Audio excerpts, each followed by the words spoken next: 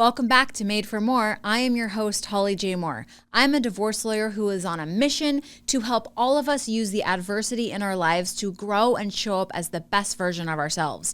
Speaking of best version of himself, I am joined today by Aaron Bender, my producer. More likable, less badass, I would say. Nobody looks at this and thinks, "Oh, we dropped the book." Nobody. It's okay. You threw the book at him. I can get it. I can get it on camera gracefully. So we have an author on the episode today, Alison Fragale, author of Likeable Badass, and it's all about power and status, women in power, women with status. And I'm curious, as the owner of a law firm, a very high-powered attorney, Very high-powered. Tell me about your power and status in 2 seconds. Go. No. I'm curious, though, what kind of challenges and hurdles have you had, or challenges to your status from people who don't want to accept that you have the power? Well, you want to know something that just gets me every time? Yes. People always assume my husband owns the law firm. Oh, no. And it really... and actually recently this happened, maybe like a month or two ago. And I was like, oh, no, he doesn't own it. And she still referred to it as our law firm. I'm like, no, my husband's not a lawyer. And she's like, oh, so your guy's law firm. I'm like, it's mine. Me, 100% owner. There is no one else. And she literally refused to accept it. She and I see her all the time because of certain circumstances, and she still refers to it as my husband and my's law firm. Grinds your gears. It really does. It really does. Maybe I'm not badass enough. Maybe I'm not likable enough for her to accept the reality that I could own a law firm. I don't know. Maybe Allison will tell me. We are joined today with Dr. Alison Fragale, author of The Likeable Badass, How Women Get the Success That They Deserve. Allison, welcome to the show. Thanks for having me. Happy to be here. Yes. So I read the book. I read parts of the book, I should say. I should be honest. I read parts of the book. Really loved it. I'm actually going to go back and read the whole book because I think it's super, super valuable for women. But why don't you start off by telling, because I think the two concepts at play in your book are power and status. Would that be accurate to say? Sure. Okay. So tell us a little bit about those two things and how they sort of relate to women getting the status that they deserve and the success that they deserve. Yeah. So power is controlling resources that have value to people. Money is a resource.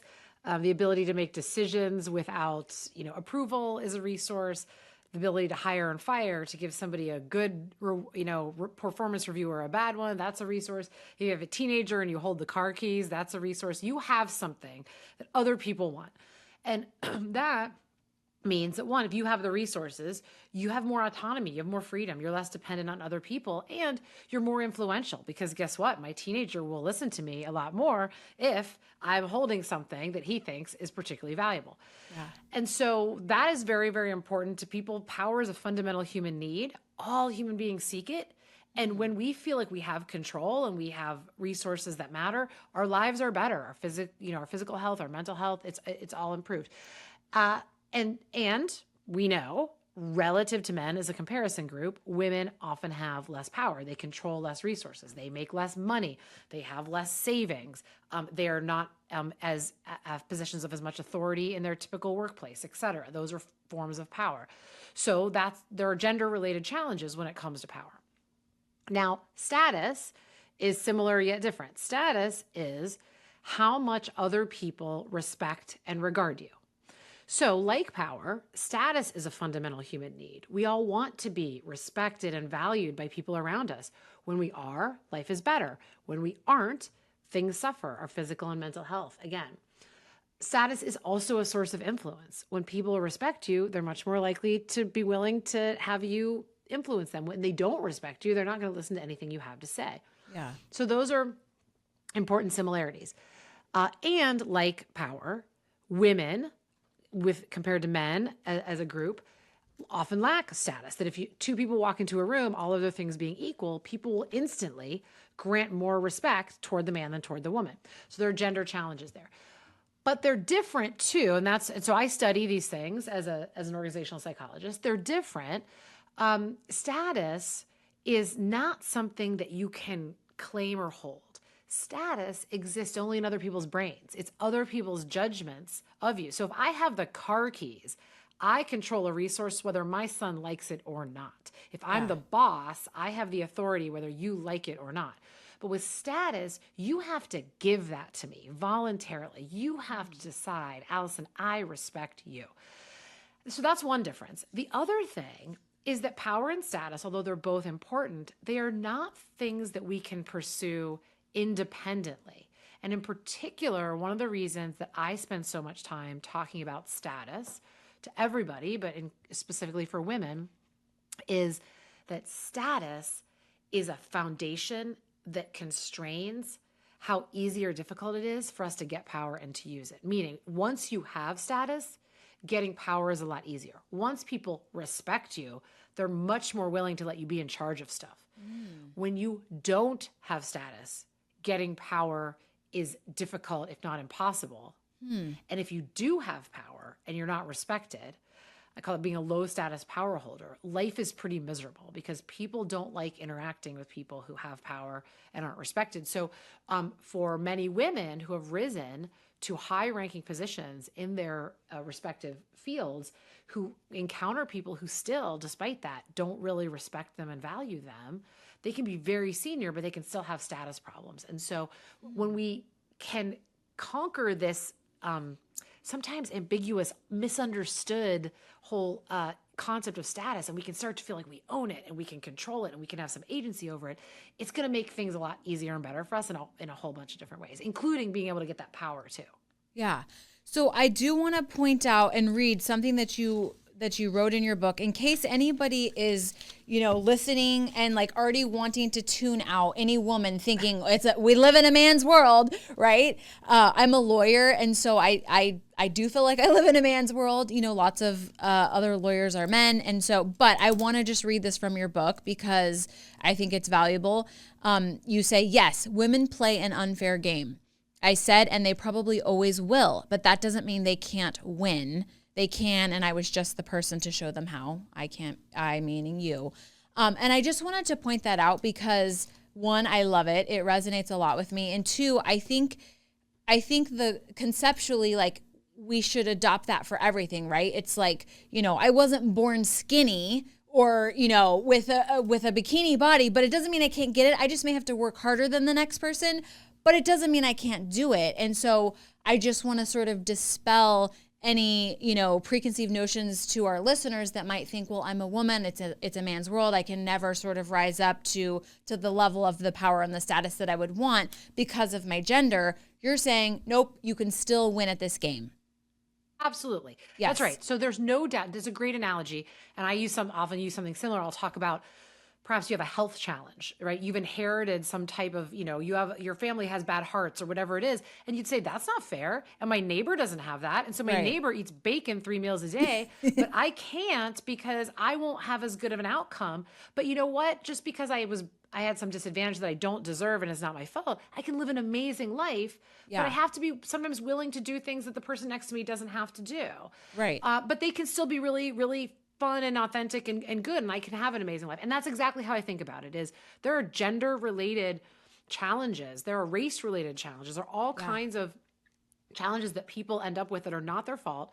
That means you have to play smarter, and you might have to do something that the more advantaged people don't, but the things that you have to do are not terrible. They can actually be like really joyous and fun and authentic and consistent with living your best life once you understand what the science is. So similar to saying, okay, if I don't have great hearts in my family, teach me on what are the things that are going to make the biggest impact for the most minimal amount of suffering, and I'll do those things, and I'll get on the treadmill, and I'll actually even learn to love to run because it's actually can be great. Same idea. Yeah, absolutely. Okay, so let's talk, because you mentioned, these things can be fun and authentic and all those things. So, and that really kind of reminds me of this term, likable badass. So first, tell us what the term, what your definition of this term is. Okay. So it's catchy and right. That's the idea of people say, yeah, that's exactly what I want to be. Yeah. Well, great. Because turns out when you are that, that's where status comes from. So as I said, I study status. And so you are always, as you interact with other people, you're drawing conclusions about them, judgments. Yeah. Your non-conscious brain is doing that all the time. And other people are doing it to us. Well, those judgments that we make about other people, they're not random. We are always evaluating two things about people. And that's where the title of the book comes from. One thing, and the most important thing we want to evaluate is, what are your intentions toward me? Are you friend or are you foe? So I always say, if you go back to like days of cavemen or hunters and gatherers, the most important thing I need to know if I come across a stranger is, are you going to hunt with me or are you going to kill me? Right. And once I figure that out, I want to engage with people who are going to make my life better, who are not out for themselves, who are not my competition or my enemy. So that's the piece that on the cover of the book I call Likeable. Psychologists will call it our warmth, our other orientation. What are your intentions? The second thing I need to figure out once I figure out you're a friend is, do I want to go hunting with you? Are you a good hunter? Can I rely on you? And so that means I have to judge your ability to do the things that we need to do well, your capabilities. On the cover of the book, I call that badass. Psychologists will often call it our assertiveness, our ability to control our environment. Are you organized? Are you dependable? Are you persistent? Are you competent?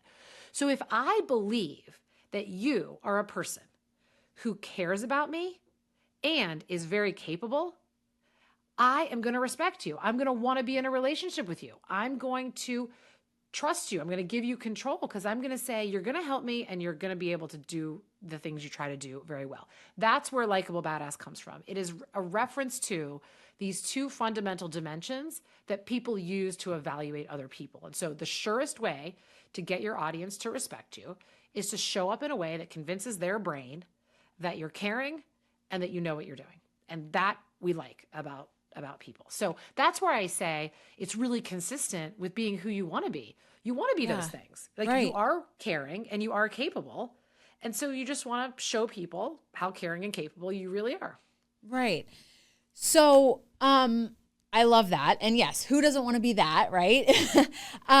So, okay, now describe for us or explain to us the connection between power and status and being a likable badass. Okay. So every time we show up in front of other people in a way that convinces them we are a likable badass, we are caring and capable, warm and assertive, all that, those two things. When we convince people we are those two things, that's where respect comes from. They give us status. They say, you are a person I respect.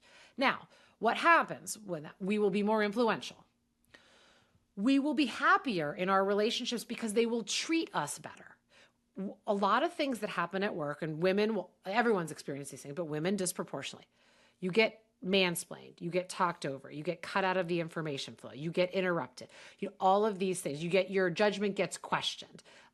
You get feedback that you're, too much, not enough, whatever. Those are all status problems. Those things all come from your audience not really respecting and valuing you. And that's how it shows. And those things don't feel fun. Yeah. In fact, not being respected is one of the biggest reasons people leave their jobs and their workplaces. Right. Yeah. So that's the link. So when we show up in this way, Likeable Badass, we get our audience to respect us. Good things start to happen. And then one of the good things of many is it also makes it much easier for us to get power. You want to get paid more. You want to be promoted. You want to be selected for this kind of, prestigious accolade or committee within your industry, whatever it is. People are much more likely to say, yes, I'll take you when they respect you. So it starts this cycle that then starts to open door after door. So we've spent a lot of time in the history of educating, particularly women, on how to solve problems that are not their fault on the power piece. You're not being paid enough, ladies. You're not being promoted enough. Let's go fix those things, which we absolutely should fix. But the part that we haven't given people enough of a clear language for is, well, why aren't you getting those things? Oh, wait, there's this status component as well. Wait a second. If I can act in ways that get people to appreciate my value, respect me, then that will set the stage for solving these other problems that, quite frankly, we haven't been solving fast enough. Like, we're still not paying our women equitably. We are still not promoting women at the same rates. So that's where the sequence starts, which is it starts with how people perceive you. Okay. Then you become more influential. They treat you better. You start to get more power, and good thing after good thing after good thing starts to happen. But the initial thing that we haven't spent as much time trying to get people to be thoughtful about is, okay, if I can affect how you think about me, then everything else that I care about will start to fall into place. Okay. So, how big of a role would you say external, not necessarily external factors, but external appearance, shallow things, the way you dress, the car you drive, how you look, how you present yourself, how big a role does that play in status? Right. So a lot of times we'll use something we'll call something a status symbol. Yes. Right? That's why that question popped into my head. A car, a handbag, a suit, Right. that's a status symbol. Okay. Yes. So generally it's a related use of the term status, but the same idea, which is if I have this thing, this car, this handbag, this suit, then my audience will respect me. They will look at me and say, oh, okay, you must be a really successful person. You must be a wealthy person. And so a lot of times things we call status symbols, they might be cues to our environment that, oh, you should respect this person. So there's, if you have a certain educational degree, things like that, those things can affect it. Because they'll convince you, particularly that the person is capable, not that they're necessarily caring, but that they're capable. Right. But how do I say this? If you have some of those cues that work for you, fine. But status is also much deeper than that. It's a true belief, right? Once I get past the superficial, how does someone look, and I have to interact with them, I don't really care about the bag or the car. I care about are you good at anything? I'm going to work with you. What are and that's where you don't need any of that stuff to be able to have status. What you need is to be able to, I would say, use your unique talents and contributions to make other people's lives better. That is the real thing that's going to get you lasting, meaningful status. Because the handbag in the car is only good from afar. Right. I see you across the parking lot and I might think, oh, but when I start to interact with you and you're just a complete jerk, or you are, it's clear, you've just somehow, been handed a whole bunch of money and you went and bought those things. Then all of a sudden your whole perception changes. You're like, I don't respect that person. They don't have any value to add. So really the substance of it is those cues might be signals, but when we get to know somebody more deeply, what we're really looking for is this person is good at things that make my life better. And that is the beauty of status, which means anybody at any age, at any income level, at any title can get respect in relationships by showing the real value that they bring to them. Okay. Would it be accurate or fair to say, you can have the external cues may get your foot in the door, but if you don't have the substance, you can't have status. But you don't necessarily have to have the external cues, societal cues. But if you have the substance, you can still have status. That's very well put. I agree with that completely. Yes. Okay. So now, one of the things I was actually telling Aaron before we started recording, this was such a serendipitous moment because I was having a conversation with my really good friend, and she's involved in a really massive business deal. And during this conversation, we were we talk about, we're super geeky, so we get into the nitty gritty of stuff, and we want to have insight and analyze everything. And so in the other person in the deal, they were choosing, do we pick her to do this deal with, or do we pick the other person to do this deal with? And they ended up picking her because she was more likable. And she's like, Halls, in personal development and in our lives and in all this stuff, and what social media tells us is like, don't give an F, like, do you, boo, like, it doesn't matter who likes you or who approves of you, like, just do your thing. And she's like, maybe it does matter. Maybe we do actually need to be likable. And then right after that phone call, on my calendar was to prep for this podcast with you. And so I'm like started to flip through your book and read through some of the prep questions.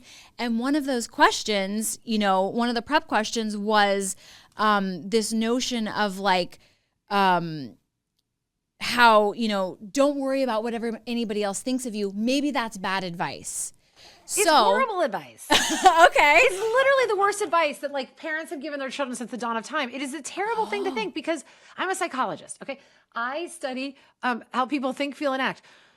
There's nothing worth achieving in this life that you can get. You cannot get into college, get someone to go on a date with you, get a job, unless you can convince another person that they want to be in a relationship with you.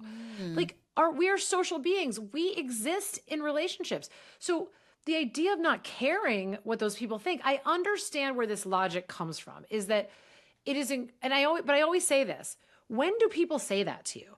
Nobody ever says you shouldn't care what people think about you when you're up accepting an award. Right, that's true. Yeah. They only tell you that when your feelings are hurt. Yes. Because someone has done something bad. They've passed you over for the the opportunity. The deal. Yeah. Whatever it is, right? Yeah. They've said something unkind, and people say, don't worry about what other people think. They're trying to protect you from pain. I do that as a parent. Right.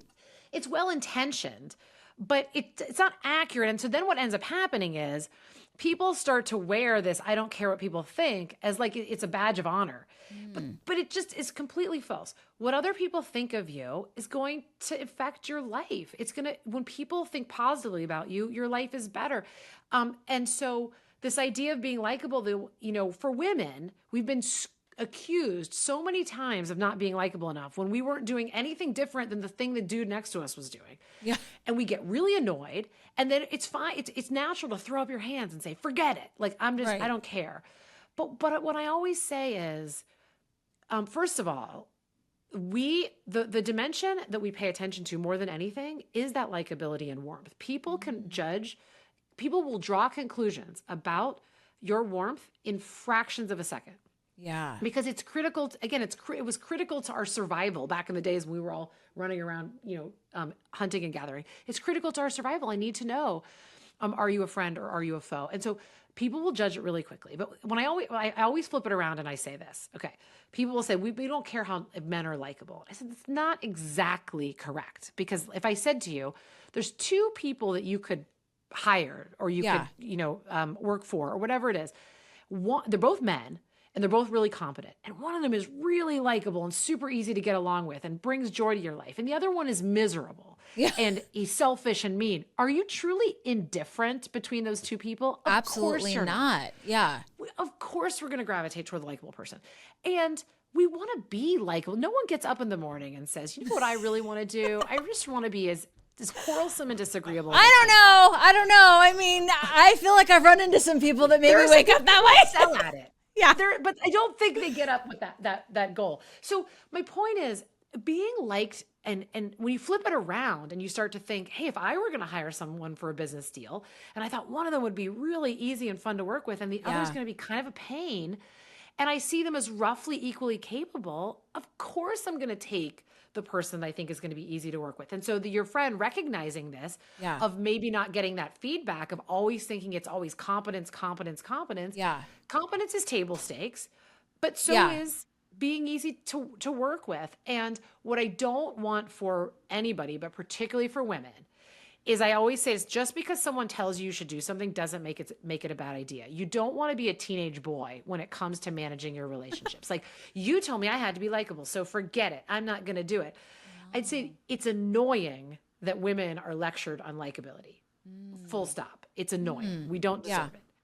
But that does not change the psychological truth. Everybody wants to be in relationships with people they like and enjoy and think will make their lives better. That's just true. Yeah. And you want to be that person anyway. So put aside all the fact that people have given you nonsense feedback in your life to this point and just say, I am a likable person who likes to make people's lives better. Let me show people that. And I don't have to pander to them. I don't have to give up my authenticity or sense of self, but I am a likable, caring person. So I'm just going to let that show. Not at the expense, again, of my authenticity or my competence. But so I get where it comes from, but I just think we need to kill this. It is terrible for women's brands. Again, you don't want to downplay your competence, but leaning into your natural warmth, likability, I'm easy to work with, like all that stuff is great. Yeah.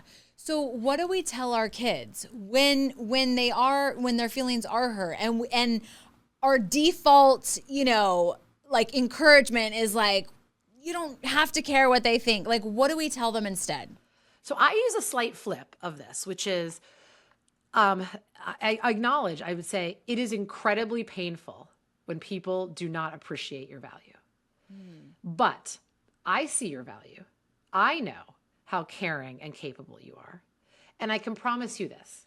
If it matters to you that this person sees your value, if you stick with it long enough, I promise you they will see it. You might decide this person does not matter, and you will choose to go put your value somewhere else, and that's your choice. But you have great talents. They don't recognize it right now. That is frustrating. You don't deserve it. But you get to decide whether or not you want to change their mind. So that it still says, says to someone, you don't deserve the pain. Right. But not to say completely turn away and disregard your audience, because that's not going to serve people very well. So it's just a very subtle shift. And I would say that to adults too, which is you don't deserve this. You have greatness.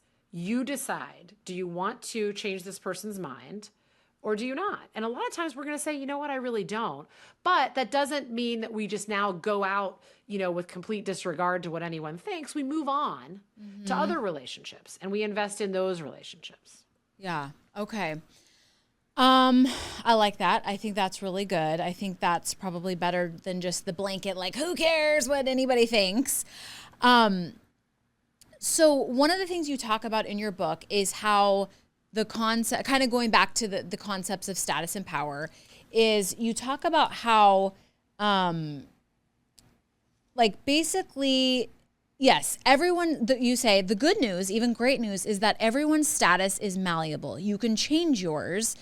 And then you go on to explain a little bit more about that and getting others to see you both as assertive and warm. So that's the good news. If somebody's watching this and they're like, oh man, I've kind of created this reputation of maybe, low status, low power, whatever the case may be. And I really want to elevate this. They can definitely do that, right?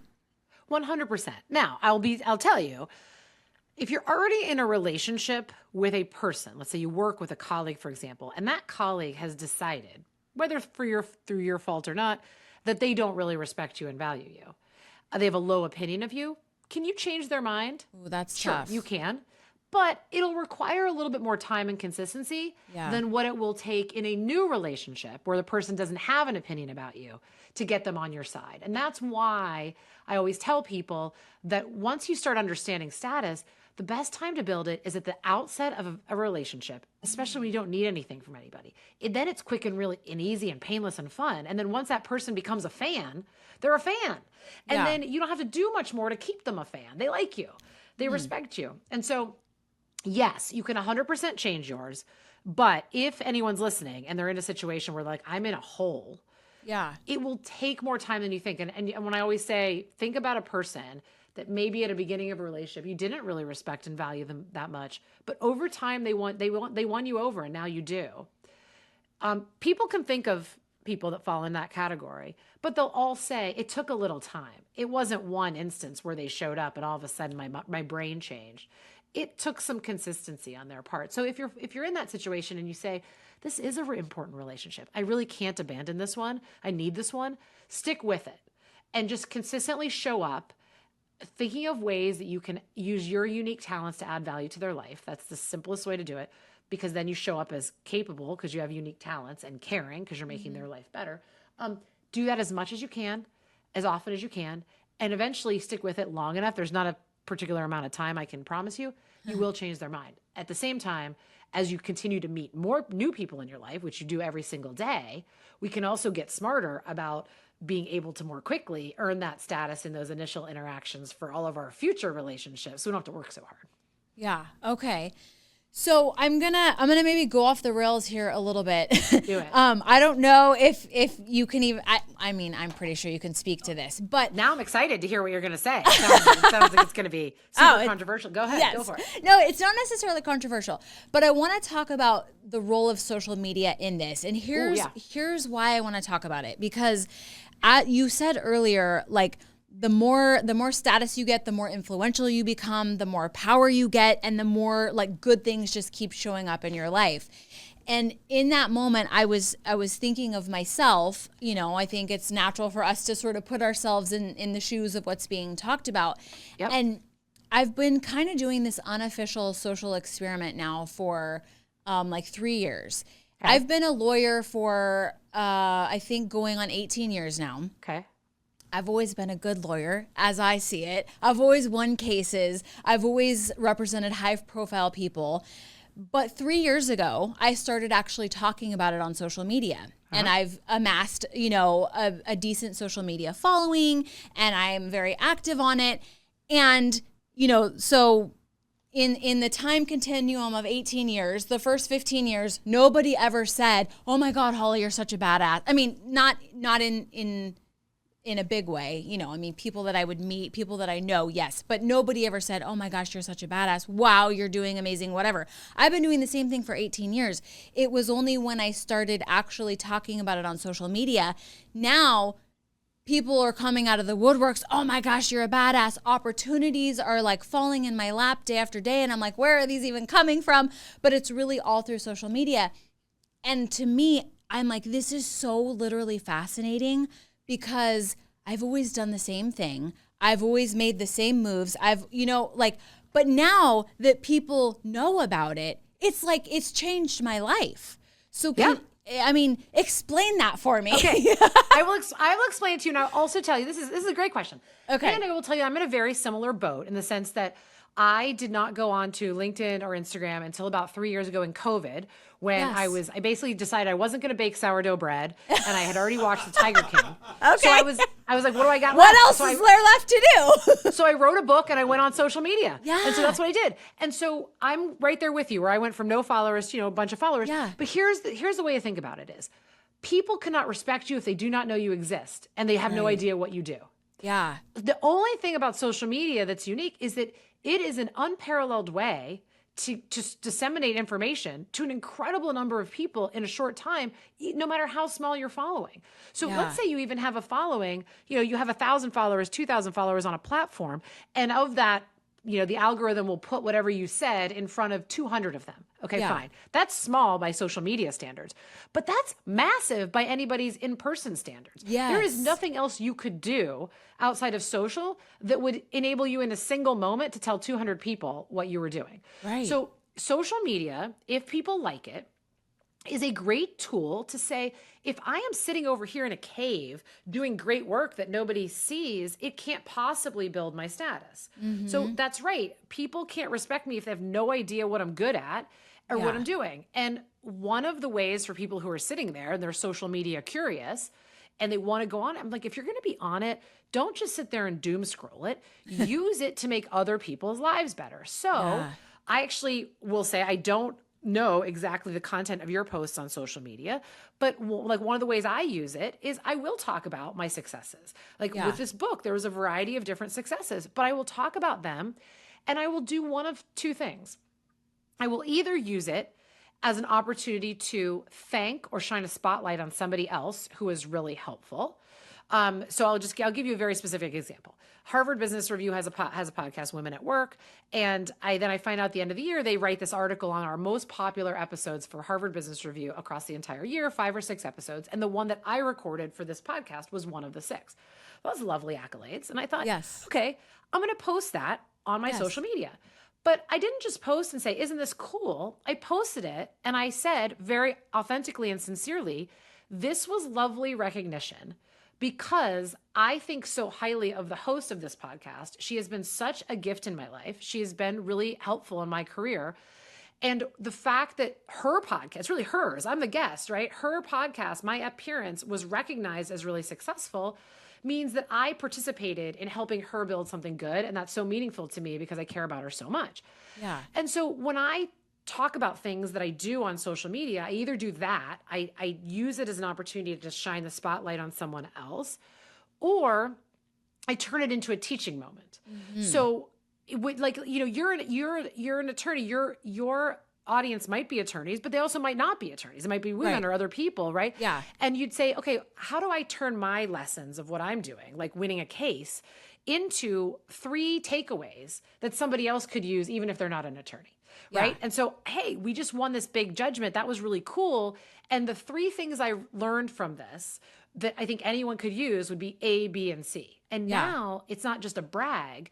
It's a great thing that happened, and I'm turning it into a lesson for you. And so these are the ways that I suspect that if you are getting a lot of recognition from your social, it's not just because you're saying, I did great things. It's, I'm turning those great things into value for other people. And yes, it's all, to me, it's all about education. Like, I'm just seeking to educate other people. Yes. Exactly. But look, I understand the science of status very well. I know that if I get all of these accolades that just come to my email and I just delete them, what is the point of them? There's literally no point. So if I don't put it out there, who's going to ever know about it? But you have to put it out there in a way that feels authentic to you and in service to other people. And that's how I think about it, is don't be afraid to let yourself shine, but think about a way that you could use that moment of glory to then help someone else. And social media is so efficient for that. And that's why it's changing your brand, is because you're getting in front of more people through social than you ever could have had in 18 years of being an attorney, no matter how well known you were in your space. And even people who aren't connected with you are still seeing your stuff on social. So it's just a much bigger audience. That's why it's changing, is it's just a bigger audience. Yeah. So would you say social is useful in creating a more likable badass? It can be if you use it with intention. So the idea, in the proper way. Yeah. Social, in my opinion, is just a much bigger audience. So if you're going to make a mistake, you can make a big mistake in front of a much bigger audience. So you can do dumb stuff. Yeah. But you can also do smart stuff. And so the smart stuff would be, what could I put on social that would show the world that I'm caring and I'm capable? And so I like these types of, here was my success, capable. Let me give you 3 pieces of advice that you could use too. I'm caring.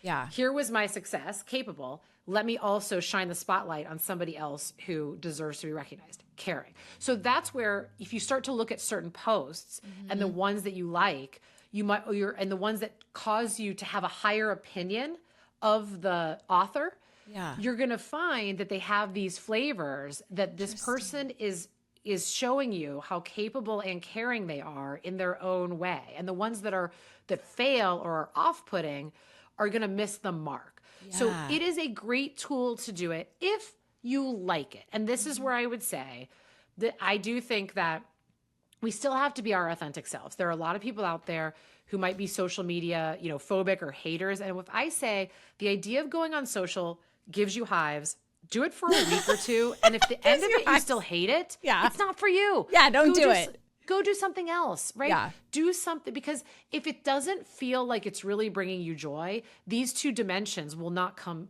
through. It will be seen as something, going through the motions. And that's where I think it can be really useful. You can definitely show up as a likable badass through social media. The other question, the one I thought you were going to ask me though, was about authenticity. Because social is definitely a place where everyone shows their best. Yes, right. Their best selves, right? Yes. And I actually am okay with that, in the sense that, yes, are people showing you like their happy moments and things like that. But I would say nobody has just one story. So if you think about it's like, so you run into someone and they ask you how you are, and you're like, I could answer this question in 2 ways. One answer is, everyone in my family had norovirus over our ski vacation, right? Yeah. And I could talk about how much everyone vomited over the vacation, right? That's accurate. That's authentic. It's true, right? Or I could talk about the fact that I get to talk to you today and how exciting that is. That's also authentic and true. And so I always say we have moments we can choose which version of ourselves we want to present, and choosing to present a true version of yourself that shows how capable and caring you are doesn't make you a phony. It doesn't make you fake, because nobody has just one truth. Nobody has just one fact. You can always take something. And so what I think about is when I'm in interactions with people and I think, okay, you know, if my goal in this particular interaction is to make sure that, you know, this person respects me and values me, well, what is an authentic truth that I can show that will make that happen? And sometimes that might mean I might hold back on complaining about something that is true and I could complain about, but I could complain about that to my husband. I don't need to complain about that to you. Right. Like, there's, Right. You know, there's no point. So when we start to think about it that way, and I think social media is an example, like I don't generally rant about my problems on social media. Right. I rant about my problems to my friends, but when I'm on social media, I am there to deliver value to an audience. And most of the time that value does not come from me complaining about my problems. Sometimes it might, but most of the time it doesn't. And so when someone puts their best foot forward, I think people don't like that about social, but I think about it a little bit differently. Yes, the social is not somebody's full reality. It's not their full truth, Right. but their curated truth for you is trying to present, you know, put something out in the world that you see as valuable. And I personally am okay with that. Yeah. Okay. Well, I feel like we've literally only touched the tip of the iceberg with all the information in your book and all of your wisdom that you have to share. So in our last couple minutes here, if you could just get out one more thing, one piece of advice, one piece of wisdom for anyone listening, what would you say? One of the lines that I have in the book is that authentic and strategic are not opposites, as I've been talking about, right? What I want everyone to take away from this is you are very caring and you are very capable. So that is your authentic reality. All you need to figure out is, how do you like to let other people see that? That's all you're trying to do to build success. It's not any more complicated than that. It is not being a different person. It is not being more successful than you are. It's saying, I'm already good at some stuff and I care a lot about other people, and all I need to do is find my way to communicate that. That is the task. So that's what I want to leave everybody with. I love that. That's amazing. And that is the perfect place to end this conversation. Although I would love to talk to you a lot more. I feel like, you know, I really like what you have to say. You are doing what you say you should do, which is delivering a ton of value and using your unique skills, gifts, and talents to help other people. So Alison, thank you so much. Thank you for having me. I've got just a little bit more to say. Did you ever think about power and status coming down to being your authentic self? I hadn't thought about it that way before, but Alison really brought that home to us in this episode. And like so many other things in life, almost everything in life, it really comes down to using your own unique skills, gifts, and talents and being of service to others and giving value to the world. That's how you reach your full potential. That's how you show up as the best version of yourself. So do that, because you were made for more. Okay, nailed it. Yeah, nailed it.